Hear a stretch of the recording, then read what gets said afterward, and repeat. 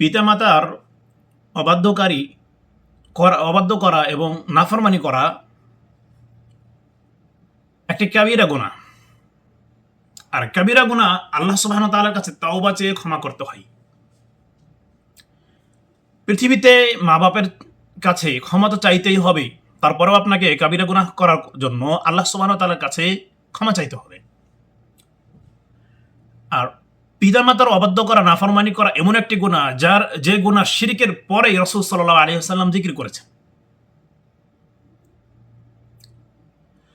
মা বাপকে সম্মান না করা, মা বাপ যতটুকু সম্মানের হকদার সেতটুকু না করা, এটাই পিতামাতার অবাধ্য করা। উঁচু আওয়াজে কথা বলা পিতামাতার অবাধ্য করা।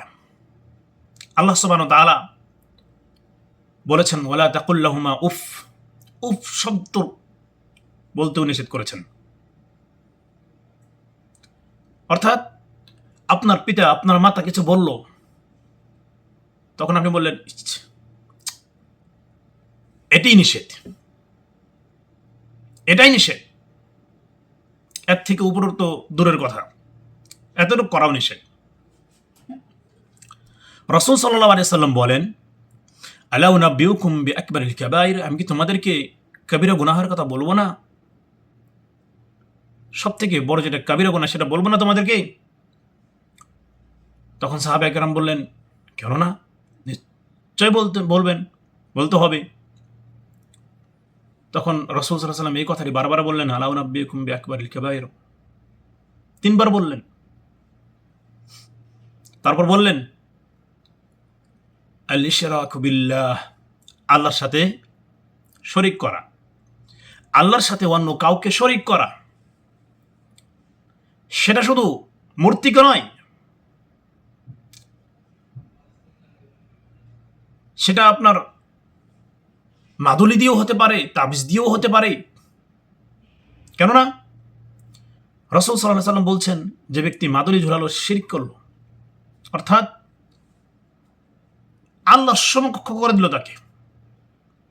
যেটা আল্লাহ সুবহানাহু ওয়া তাআলা ঠিক করবে, সে তার ক্ষমতা এখানেও আছে, সে মনে করলো। তারপর বললেন, ওয়া উকুকুল ওয়ালিদাইন, পিতামাতার অবাধ্য করা, পিতামাতার নাফরমানি করা, এটা হচ্ছে কাবিরা গুনাহ। শিরকের পরে রাসূল সাল্লাল্লাহু আলাইহি ওয়াসাল্লাম পিতামাতার অবাধ্য করাকে গণনা করেছেন, বলেছেন। হাদিসটি সহিহ বুখারীতে রয়েছে। এমনিভাবে যারা পিতামাতার অবাধ্য করবে, পিতামাতার সাথে নাফরমানি করবে, তাদের বিষয়ে আব্দুল্লাহ বিন ওমর রাদিয়াল্লাহু আনহু থেকে বর্ণিত একটি হাদিস রয়েছে। রাসূল সাল্লাল্লাহু আলাইহি ওয়াসাল্লাম বলছেন যে 3 শ্রেণীর ব্যক্তি হবে যাদের দিকে আল্লাহ সুবহানাহু ওয়া তাআলা কিয়ামতের দিন দেখবেন না। তার মধ্যে একজন হচ্ছেন আল আকুল ওয়ালিদাইহি, যারা পিতামাতার সাথে অবাধ্য করে, পিতামাতার নাফরমানি করে পৃথিবীতে, তাদের দিকে আল্লাহ সুবহানাহু ওয়া তাআলা কিয়ামতের দিন রহমতের দৃষ্টিতে দেখবেন না। দ্বিতীয় শ্রেণীর ব্যক্তি হচ্ছে মুদমিনুল খামার, যারা নিয়মিত নেশাদার দ্রব্য পান করে, নেশাদার দ্রব্য ব্যবহার করে। যে কোনো নেশা হতে পারে, শেকড় থেকে নিয়ে মদ পর্যন্ত, বিড়ি থেকে নিয়ে মদ পর্যন্ত, খৈনি থেকে নিয়ে মদ পর্যন্ত, যে কোনো ধরনের নেশা, যত নাম বাহির হয়েছে এখন, সমস্ত ধরনের নেশা। তারপর বলছেন, ওয়াল মান্নানু আতাআহু, দিয়ে যে খোটা দেয়, এর দিকেও কিয়ামতের দিন আল্লাহ সুবহানাহু ওয়া তাআলা রহমতের দৃষ্টিতে দেখবেন না। তারপর বলেছেন, ওয়া সালাসা লা ইয়াদখুলুনাল জান্নাহ, 3 শ্রেণীর ব্যক্তি জান্নাতে দাখিল হবে না, প্রবেশ করবে না। তার মধ্যে একজন হচ্ছে আল আকুল ওয়ালিদাইহি, যে মা বাবার, পিতামাতার অবাধ্য করবে, পিতামাতার সাথে নাফরমানি করবে, সে কিয়ামতের দিন সে জান্নাতে যাবে না। হাদিস সহিহ তারগীব ওয়াত তারহীবে রয়েছে।